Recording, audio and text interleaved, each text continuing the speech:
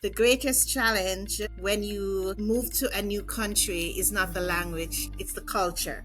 And I really Yeah. wasn't prepared for the culture shock. So when we look at sustainable cash flow, we want to make sure that we have a constant flow of cash coming in and you're managing that cash leaving. So if your expenses are $1,200, that's just not helping the situation, right? So don't get caught up and focus on the tools.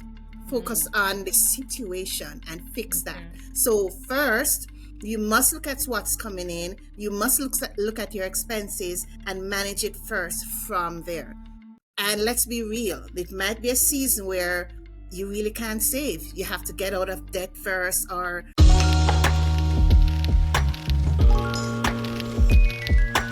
Hello, people. Welcome back to our podcast. On today's episode, I have another wonderful guest. Her name is Kirsha Campbell. Welcome, Kirsha. Thank you so much, Zuki. It's quite an honor to be here sharing with you and your listeners. I do appreciate this privilege. Thank you. Oh, thank you so much. I love your hair. Thank you. Yeah, okay. So just a quick intro on Kirsha. Kirsha is a trailblazer, a business leader who has trained executives, business owners in various countries and industries. Through workshops, speaking and other training methods, she's contributed to so many brands that we know, brands like Intuit, QuickBook, Entrepreneur Magazine, and even American Express, and a host of others. She's an immigrant from Jamaica and has relocated to Canada. She lives in Canada now. She's the author of several best-selling books, and she specializes in helping individuals and companies build sustainable cash flow. So we're going to be learning all about that from Kirsha today. So yeah, welcome, Kirsha. Nice to Thank have you. you. It's excited to be here. Thank you so much. I don't know about you, but where I am right now, I'm in the Pacific Northwest and it's rainy. It's a rainy, gloomy day. How is your day over there in Canada? It's a nice day. Not a lot of sunshine because we're in fall. It's fall here, Yeah. so we're having some little clouds and stuff, but it's not extreme winter temperatures yet. So I'm thankful for that. Oh my God, I can imagine. I don't know how you guys do it up there in Canada. Like, it is Yeah, it so does get cold. pretty. All the time it's cold. Like Mhm. sometimes it's very hot, but Oh, in the not today. summer, right? Yeah. Oh yeah. Mm. Well, anyway, awesome. So let's go into it, Kirsha. Kirsha, can you please tell us about yourself? Sure, thanks. So I have been in Canada over 10 years. Living in another country has always been on my list of things to accomplish, things to do. Okay. So when the opportunity came, I was very excited and I went for it. Outside of being an immigrant, I do help individuals, business owners create sustainable cash flow. I do that in different ways, a whole suite of different services and types of support. Outside of those accomplishments, I'm also an author, a speaker, and you usually find me in some way volunteering, supporting the community in some way. So I do sit on certain boards, I volunteer in different areas. Again, within the community. Outside of that, I am a mom, twin mom, so I'm usually hanging out with my family, my twin boys too, in outdoors. We enjoy outdoors, regardless of the season. You're gonna Mm-hmm. find us outside doing something. Mm. So yeah, that's pretty me in a nutshell. Okay, that's nice. Interesting. So when do you get the time? I mean, having twin boys, I'm sure it's a lot of work, right? How old are they? They're 10. They just turned 10 Okay. last August, so it's Okay.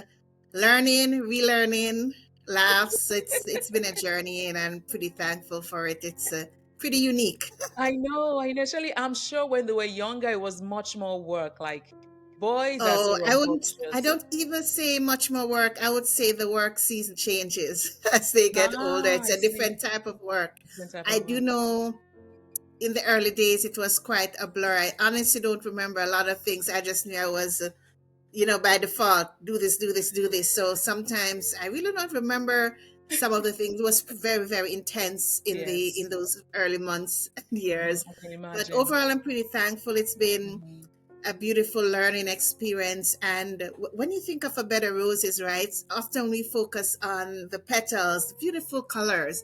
However, the Mhm. thorns contribute to that bed of roses, the thorns are very important. So a bed of roses, beautiful flowers, petals, and the thorns, that's what that journey has been, learning a lot. Right. Wow. Wow. Interesting. That's awesome. So in the midst of all of that, like, moving. So you moved to the US, you said over 10 years ago. So you gave birth to your children here. I sorry. You moved to Canada over 10 years ago. So you gave birth to your twins here in Yes, Canada. So they in don't know Canada. life outside Canada. Do you Well, we take them have home? been back home. They have been Okay. back home before, so they've gotten a taste of the culture. I I still see. talk the dialect there. I share a lot of experiences, so they know about Jamaica as Yeah, well. I see. I see. Nice, Yeah. interesting. Just quick question, because like I said, I'm an immigrant. So I'm always interested to know how you were able to adjust when you came to Canada, when you moved to a different country. Was that adjustment hard for you? Did you have any specific culture shocks or things you had to get used to over time? Definitely. So oftentimes when persons immigrate, the Mhm. hardest thing is expected to be the language. So to be honest, I started learning French even before I came to Canada, and French? this, yeah, Why French, French? Okay. because that's the second language here in Canada. So English is the first Oh, language and French is the second. So okay. Now I I see. did start off by learning French. However, the greatest challenge when you move to a new country is not the Hmm. language, it's the culture. And I really Yeah. wasn't prepared for the culture shock. And the culture shock, I face it in so many different ways. I faced Mm-hmm. it just in day to day conversations, traditions, other types Mm-hmm. of, things that you do when you're invited for dinner, or how persons talk to you. So, for example, the Jamaicans are very private, and it seems as very disrespectful if you just go to somebody's house, for example, and say, "Can I see your house?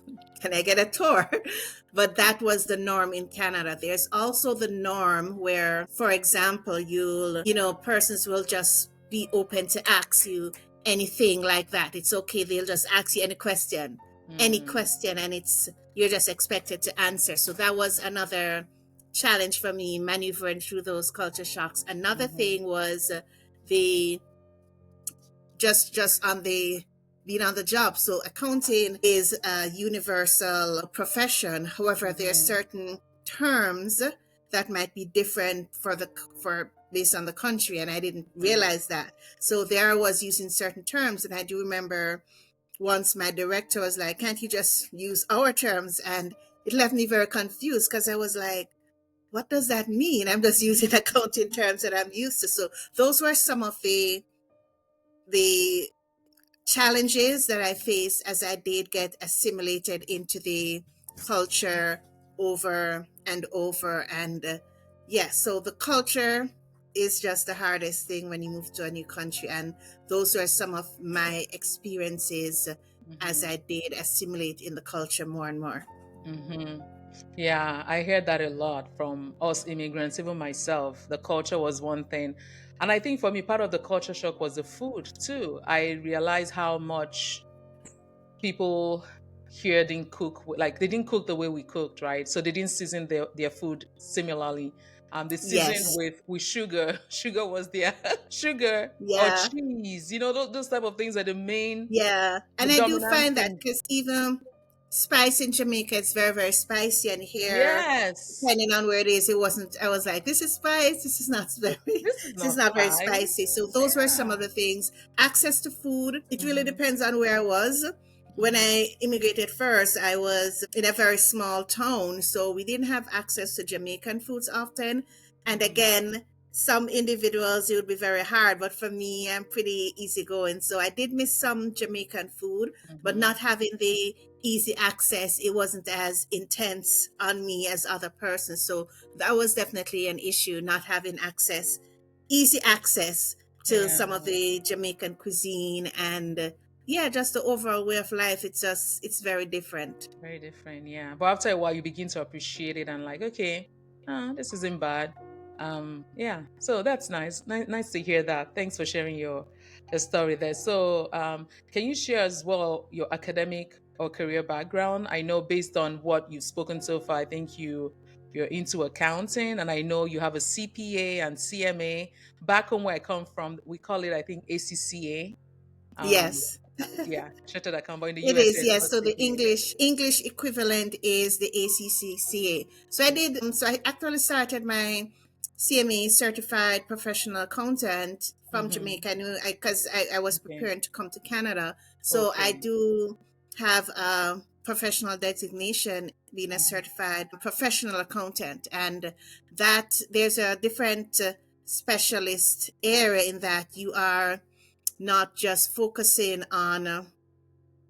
You're not just focusing on reviewing what has happened in terms of bookkeeping or reviewing the numbers. It's a different twist where you are Mm. looking ahead for the company, for the business owner, the individual. You're looking ahead and developing strategy. You're doing a lot of what if analysis. You are just looking at projection. It's a combined review. You're looking at past, you're looking at the future, you're brainstorming, you're Mm. helping with strategy, building necessary changes. So it's a designation that the value that I wanted to give to companies, I realized I needed to be prepared because I was Mhm. used to being on the other end, the financial end, just looking at what has happened. So I really wanted to add a greater value in terms of looking ahead for the company, the business owner. Mhm. So that's a little bit of difference with my CPA designation. I see. I see. Not that I understand everything you just said, but I see. Thanks for Well, explaining it in a nutshell, in a think of nutshell. like looking ahead, you're getting help to plan, you're getting help to prepare for the future versus just being told what happened in the past. I'll I break it down see. simpler. I see. So like cash projections and so Yes. in another life, I actually dabbled into banking. I worked in the bank where by training or by academic an engineer, but I kind of Mm-hmm. worked in the bank a little bit, and I took a bit of accounting. And Yes. honestly, people say physics is hard, math is hard. Well, I think accounting is way harder. Like I never could wrap my head around it. So yeah, I really respect your accountant. So that's a good one. So quick question: why is it your area of specialty and expertise is helping people build sustainable cash flow? Why is it important to have a sustainable cash flow? And for someone in a 9 to 5 job, right, where they get paid monthly or bi-weekly or whatever, are they how can they maintain, sustainable cash flow? So one of the things with sustainable cash flow, it's cash flow that is lasting. It's not just you have cash this month and then the next month you don't have cash. It's Mm, sustainable. It's a lifestyle where you're prepared for contingencies. You're prepared for those rough moments. You're also moving towards the goals that you have. So sustainable meaning it's something that is workable, it has results, and it does last. And if okay. you think of, there are a few things our bodies can't do without. We can't do without air, right? If we Mm, have no blood, that's another issue too. So, as comparing it to us as humans, we need air to survive. We need blood as well. So, cash flow is the lifeblood of a business, it's the lifeblood of your finances, right? So, in that same realm, that is why it's not just having cash flow, it's sustainable cash flow. And a lot of persons have the misconception that cash flow is just what's in your bank account. And that's just a part of the whole cash flow picture. It's way bigger and deeper than that. And that is why I see the need, the urgency to mhm, focus on that, to change the trajectory. So, as business owners, as individuals, it is seen that this is what you need to focus on. Cash flow is what will pay your bills. It's what going to help mhm, you with savings, achieving those mhm, goals, going on a vacation, and so forth. So, you need to have that sustainable cash flow. And for individuals, a lot of times as individuals, the attitude or the approach is usually I look at what I get for my pay, and based on that, that is what I spend or that is what I use to do, your needs, your basic needs. With sustainable cash flow, you're looking beyond that. You're looking at your wants. I want to go on a vacation. I want a different home. I want to do this for my family. I want to do this for volunteering, for helping the less fortunate, various reasons. So you look at not just your needs, because your needs, it's already given. You need to eat food, you need to do that. Yes, mhm, it might be a little different. You like water, for example, bottled water. You might say, I want alkaline water, so forth. But your needs don't drive sustainable cash flow. It's the wants you have, those desires. So it's changing the trajectory to look and say, this is what I want for my family. This is what I want for myself. This is what I want for the world. This is how I want to change the world. And you're looking at that and you're working towards that. How do you work towards that? It's going to be different. Might be that you have to change your job. You might have to have different jobs. You might have to turn to being a business. You look at your expenses as well. So it's looking at that complete picture and all the components of cash flow. So that is how you do apply it being an individual as well. I see. I see. Wow. So you said something that I wanted to re-echo. You said your needs don't drive your cash flow or sustainable cash flow, but your wants. Yes. So it has to be your wants, not your needs. So which is more critical? Is it your needs or your wants? It's not about what's more critical. It's what is it that really gets you to the lifestyle that you want. Your So, for wants. Okay. example, we all know that we need food, we need water, we need a shelter. So those are the Those are basic given. needs. The Yeah. types of those items that we need, that's going to drive you to get to the point for sustainable cash flow. So, for example, we need shelter. What does your shelter look like? Is it an apartment? Is it an acreage? What does that look like? So you are really getting to that value of your life. How do you want your life to be for your family? And that is going to drive you to that next level. Because it's easy. I'm not going to say it's easy, but it's common to just focus on the basic. It's common to just say, I need food, so I'm going to grab a bread, any bread. However, if you really dive deeper, is it this type of bread you want, or do you want sourdough bread, or what do you really want, right? And that is what will separate the needs from the wants and drive you to creating that sustainable cash flow. It could be something like, I really want to help others. What does that really, is it just randomly giving someone on the street $10 or $20 now and then, or do you want to create an impact where you might be helping several children in countries that really need support, or helping them get clean water? So you're really looking beyond the perceived boundaries that you see around you to really push to that deeper level, self-fulfillment, supporting others to really get to sustainable cash flow. There are times, I'll quickly say this, there was a gentleman, and he was going through debt, recovering from debt. And it's a process. And in going through that, the person working with him was like, what is something you really wanted to do all this time? And he was like, taking my family to Disney World. And he got so teary-eyed. That was really what he wanted to do. And he said, the person supporting him said, we're going to put that as a part of the debt recovery program. You're going to take your family to Disney World. We're going to build that in. So it's getting to that fulfillment, that self-actualization, where you're not seeing Disney is not important. In some persons' minds, Disney is important, and that's okay. There's some other persons where they could be like, I have to get my nails done every week. And some people will say, what's a big deal? But that is what drives you, that self-fulfillment, right? So again, it's never a one-size-fits-all for sustainable cash flow. And this is why we dive so deeper and deeper and deeper into what it really entails and what does it mean for you. Wow. So what I'm hearing from what you're saying is just don't put a cap to your dreams. Don't put a cap to what you want or your needs or desires. You can actually dream as I can dream. I want to build a mansion in the next 3 years, 5 years. I want to travel the world, right? Those are my wants. And if I have those clearly defined in my mind, I can actually now begin to work towards building that sustainable cash flow that will make that happen. Wow, that is awesome.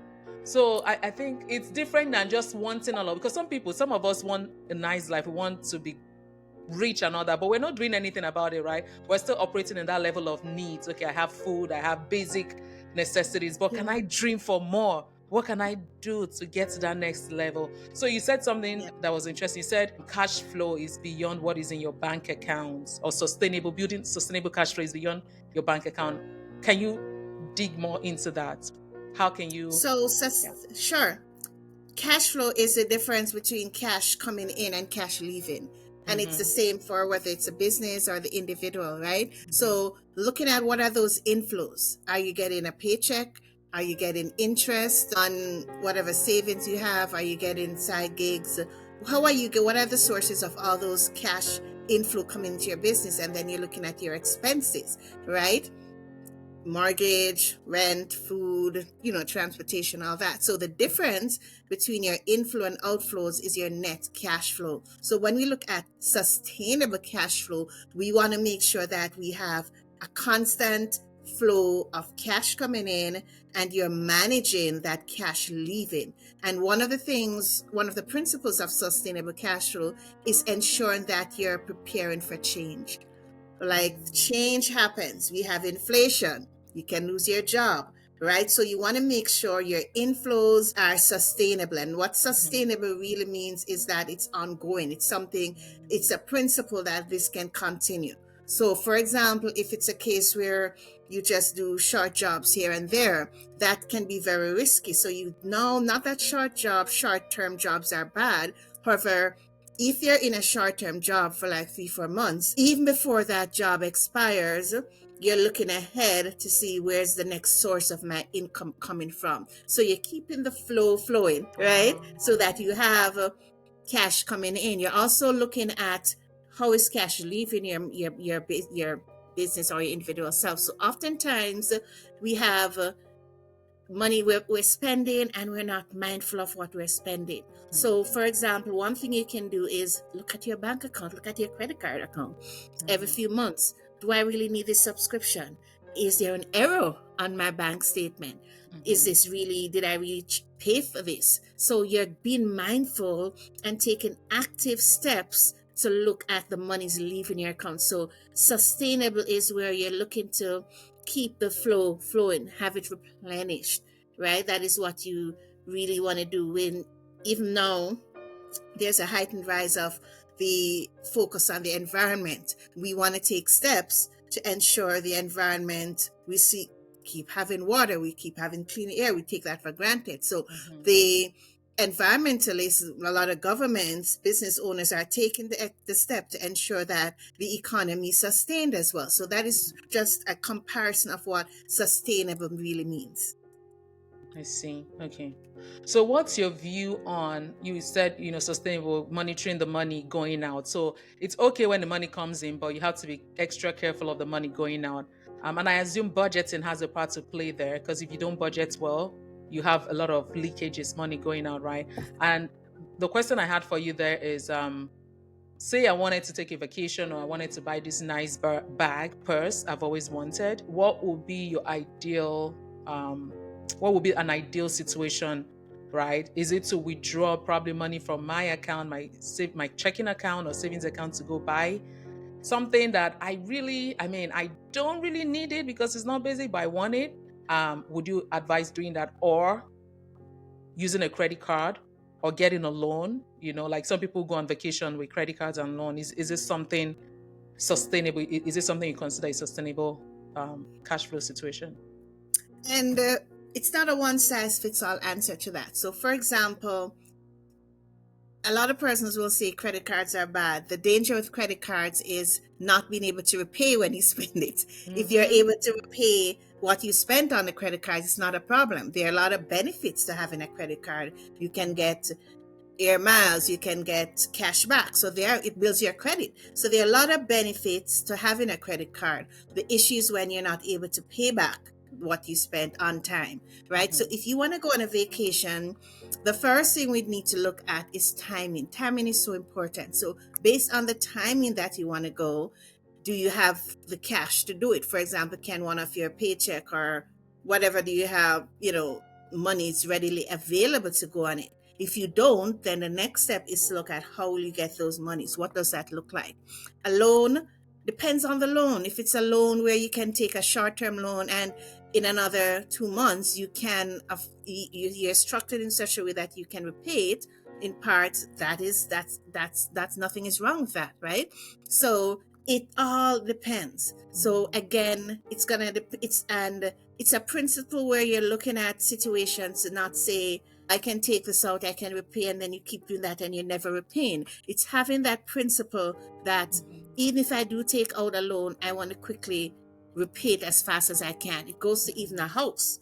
If you're going to take out a mortgage on a house, you want to be prepared as quickly as you can to even pay more than the mortgage amount, right? So these are some of the principles that you use to help you to make that decision into which way you're going to get it. But it's not to say that all loans are bad or you should never use a credit card. It's a case by case basis. The underlying principle, though, is to move towards reducing your debt as quickly as possible. And even if you do have to take out debt sometimes, you again set up the process so that you can repay as fast as can. And also, of course, finding the cheapest debt. Some debt costs more than some. So those are some of the other things you can explore with looking at, when you want to do things and you don't have the cash readily available as well. Okay, thanks for that.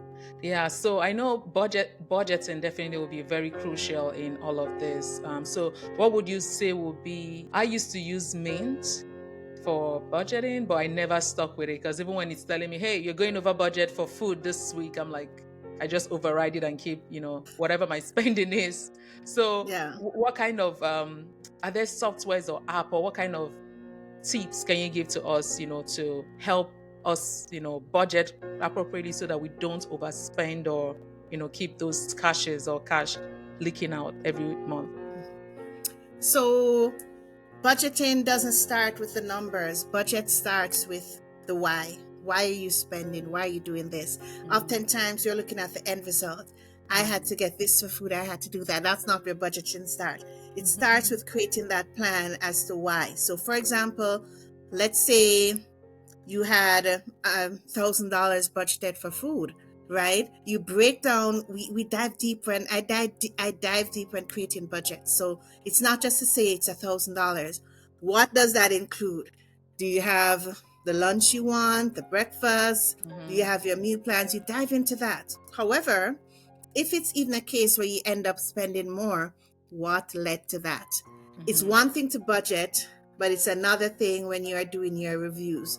And that's a key missing piece with the budgeting process. Not reviewing your budget, not looking at your actual results versus your budgeted results. So if it's a case where you did go over budget, we definitely need to look at why. Is it that their price increases? Is that, to be honest, sometimes you just weren't prepared and you ate on the road? Or is it that you just got to the point where you're having a down day and you're like, I just wanted to eat out. I just wanted to take out my family to eat out. Not anything is wrong with that, right? We know the reason why. However, if it's something where, if it's becoming a pattern where every day you just want to take out your family and your money is not supporting that, that's an issue. So it's not a one size fits all with sustainable cash flow, sustainable budgeting. It's based on your case. So again, if you're overspending, it goes back to why.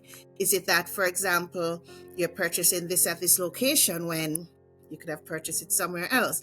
Sometimes persons fall into the trap of buying in bulk, which is not always cheaper. Are you So serious? that I is, agree. I agree. Because when I go to Costco yes, sometimes and I see some bulk items, I'm like, no, this is more expensive than I would have bought it. I yes. actually agree with that. Yeah. hmm So it's looking beyond, it's a lot of sensational things too. So it's diving deeper. There's some items, and marketers work with psychology.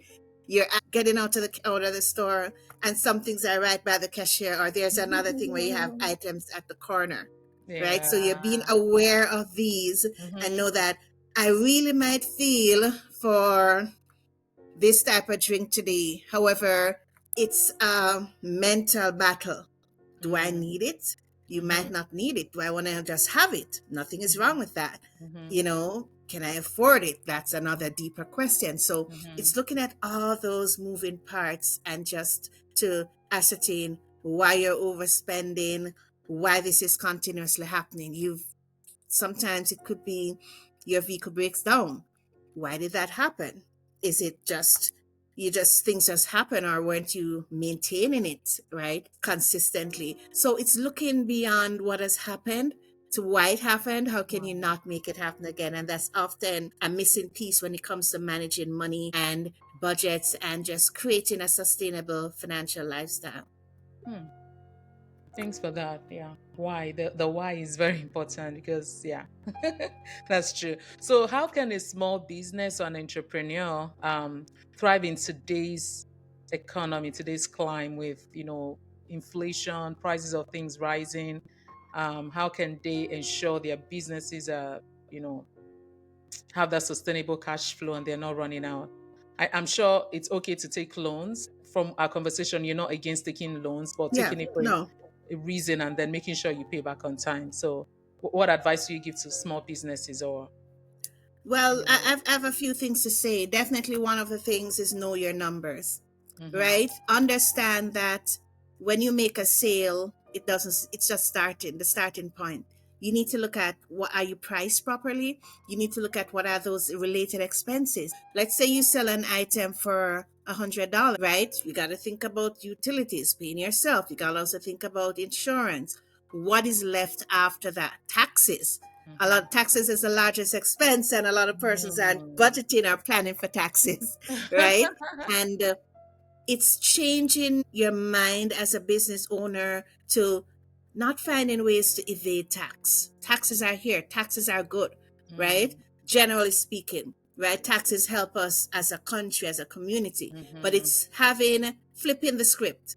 Not to evade taxes, but have a tax plan, which is how can you legally pay less taxes. So connecting with an expert, accountant or tax expert to legally pay less taxes. So knowing your numbers and taking action steps to really grow your business. Tax planning, as I just said. mm-hmm, Another thing is what worked when you were just starting out in terms of systems processes is not going to work when you have way more clients, way more orders. It's not going to work. So be prepared for continuous improvement, right? mm-hmm, You might have started putting everything in a little notebook. However, as mm-hmm, you're growing, that's not going to work. You need an mm-hmm. accounting system, for example. And it's Yeah. also constantly reviewing strategy. Another thing which oftentimes is not looked at is the end result. What is your plan? Exit plan? What is your succession plan? What do you want to do with your business? You want to Mm-hmm, sell it? You want to have family members come on board? Whatever you choose is okay, but you need to be planning towards that. So if, mm-hmm, for example, you know that you want to sell your business, you need to build a valuable business. If you have family members that you want to come mm-hmm, in, or friends or partners, you want to ensure that your business is being grown and does have value. Don't be sidetracked by only looking at your sales. This is one of mm-hmm, the most misleading things. You want to look at what the business owns and what the business owes, right? So these are some of the things as a business owner, you gotta be looking at the complete picture. I call it a 360-degree review when I do it with mm-hmm, my clients. So mm-hmm, this is what you're doing. You are looking at what is happening. How is the business supporting your wants, your needs as a business owner for your family, right? If, for example, you're working too hard, mm-hmm. not spending time with your family, then it's there's a big gap and something needs to be fixed. So these are things we just look at and decipher through to really build the success of your business for sure. Hmm. Wow. Well spoken. Well said. That's good. Good advice for business owners. I think I dabbled into, I wouldn't call it business, but just sale, trying to sell something. And I remember how excited I was when I made my first sale. Yeah. Forgetting that, hey, like it's not just that cash isn't profit, right? A lot of things have gone for like expenses, it's easy to just, oh, I made that, so I've gotten money back. No, it's not Yeah. profit yet. You have to. And it's a common question I get all the Mhm. time. I made this for profit. Why is it not in my bank account? And Yeah. persons it's just an educational point, right? Because Mm, persons, I've seen business owners get very angry. They're like, no, somebody's stealing money. I'm depositing all this money every day, and I'm not seeing it in my bank. What is happening? And it goes back as a business owner. Your business mm, is ultimately your responsibility. So you gotta mm, understand what is happening in your business. You might not, I'm not saying you should go and understand all the accounting terms and how you enter, but the numbers must make sense, Yes. right? Like my sons, they've had to do several surgeries, and I'm not a medical expert. However, Mhm. each time it was supposed to happen, the surgeon explained enough for me that I understood, enough for me that I knew what was going to happen. Each stage, each person involved in the surgical Mhm. process did explain what was going to happen. And they weren't getting into all the medical jargon, but it was enough to let me understand the process, the Mhm. results, the side effects of what would happen with those surgeries. So, in Mhm. the same way, you got to get to that point where you understand what is happening in your business. As a business owner, you must understand the difference between sales and profit and cash flow. There's no way you're going to really grow and succeed if you're just thinking sales equates to cash. That's not true. So again, you got to dive into understanding the numbers. It's not an overnight thing. It's Mhm. overwhelming. It can be scary, but Mhm. there's just no way around it, Mhm. Mhm. unfortunately. I know, I know. Wow, wow. Okay, so let me just divert a bit. So I wanted to ask about what are the best ways to ensure you're retaining your cash, in the sense that what are the suggestions or advice you give to someone who makes money every month, salary every month? How can they ensure they're not losing? Because what I do personally is, when I started working, I noticed that a lot of like, once, as soon as the salary is paid, right? Sometimes the salary is almost over because there are lots of needs, like, oh, I need to pay for this bill, do this and do that, right?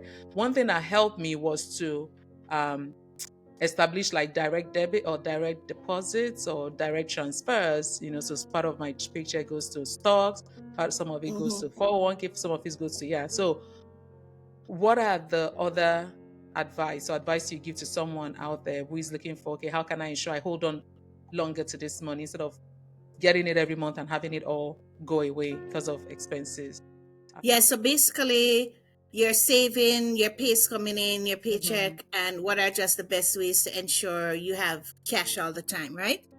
Yeah, and that you're able to guard the cash from going out. Because in my situation, having those direct transfer ensures that that portion of my salary doesn't even come into my bank account. So it's not mine for spending. So I can't even spend it.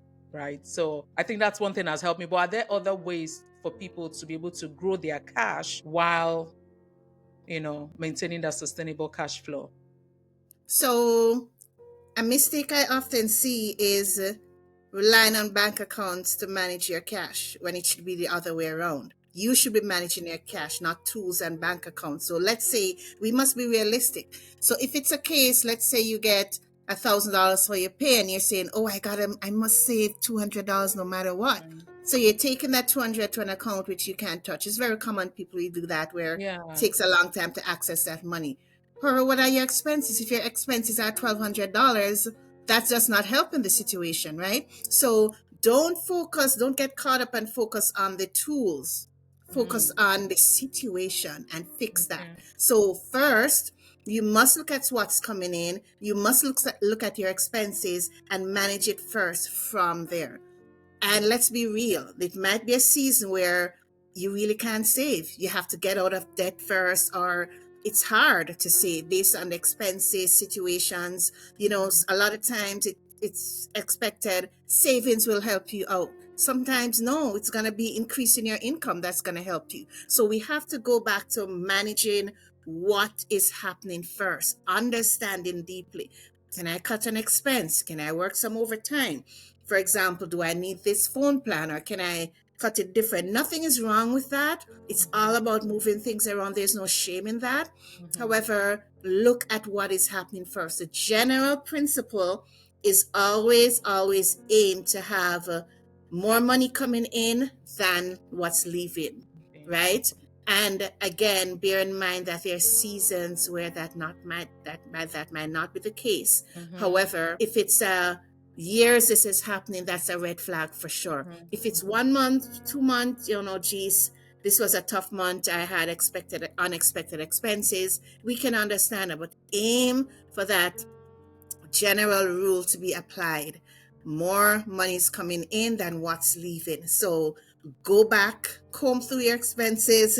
To be honest, sometimes I find it's easy to waste. And sometimes we focus on the wrong expenses. Like you might be like, oh, some persons will say, let me cut this drink for $1 that I buy every day. That's 200 and something dollars a month. And I'm not saying you shouldn't do that. But when you look at that, are you gonna cut $1 a month? You need to cut more than that, or it might be increasing your income more. So that goes back to the principle of sustainable cash flow and budgeting. You might want this little treat every month, right? How are you gonna ensure you get it? I You get know, it. what can you, give up to get that, or what can you earn more with to get that? So it goes back to managing your lifestyle, your dreams, your plans, your money more than the tools. Because let's look at it, you can always say anything with a tool. Take this out of my account, or I can access it. But you want to be doing something that is sustainable. You don't feel so like, oh, I can never get this drink, or I can never get this food or this clothes. You don't want to live like that, because that's, it's a frustrating way to live. And it can cause so many other spin offs and side effect, ripple effects. So that is definitely what I suggest for sure. Yeah. I see. So if you want that additional thing, go increase your inflow, go get another job, start a business, a side hustle that would, ensure more money comes in. I see. Okay, makes perfect sense. So let's see, as we're rounding off, what type of trainings do you offer, and how can people reach out to you if they wanted to connect to your work? I went through your website and I see the amazing work you're doing, the trainings and all that. I was like, oh wow, that's pretty cool. So what kind of Thank you trainings do you so offer? much. So I do offer trainings for individuals and at the corporate level too. So even for for staff, for employees, I do offer training there too. So I offer training on budgeting, understanding money on the individual level, of course, cash flow on the individual level. On the corporate side, I do offer trainings on, managing your business, building your plans, strategic plans, cash flow plans, business plans, budgets. I also do it done for you services, do bookkeeping. So it's a whole suite of services. I do speaking trainings. It's a whole suite of it, yeah. And it's customizable. So Okay. it's not a one size fits all. This might be the Mhm. need here for this company. It's different, and we work together to ensure the needs are met. Right. Wow, that's nice. I love that. Awesome.